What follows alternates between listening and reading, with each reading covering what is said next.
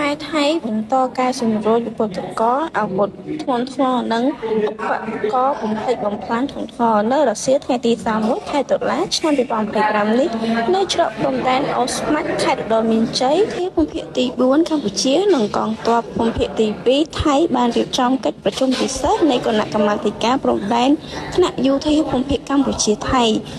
RBC សម្រាប់ពិភាក្សាលើការកែសម្រួលអាវុធ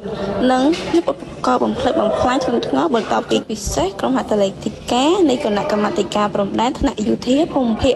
កម្ពុជាថៃ RBC កាលពីព្រឹកមិញនេះប្រធានដឹកនាំកិច្ចប្រជុំឧត្តមសេនីយ៍ពៅហេងមេបញ្ជាការយោធាភូមិភាគទី5កម្ពុជានិងឧត្តមសេនីយ៍វ៉ាយុទ្ធស៊ីមផាក់ស៊ីមមេបញ្ជាការកងទ័ពភូមិភាគទី2ថៃ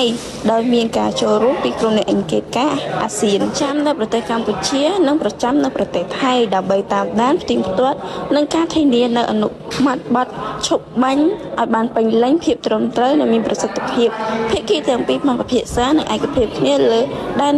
ការជាក់ស្ដែងក្នុងការកែសម្រួលយុទ្ធនាការអាវុធធ្ងន់ធ្ងររបស់ភាគីទាំងសងខាងជាជំហាន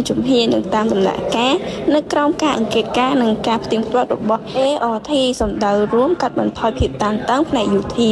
កិច្ចប្រជុំនេះត្រូវបានបញ្ចប់នៅវេលាម៉ោង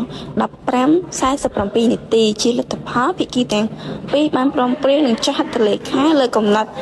ហេតុរួមស្តីពីការកែសម្រួលយុទ្ធនាការអាវុធធ្ងន់ធ្ងរនិងឧបបំផ្លាញធ្ងន់ធ្ងរ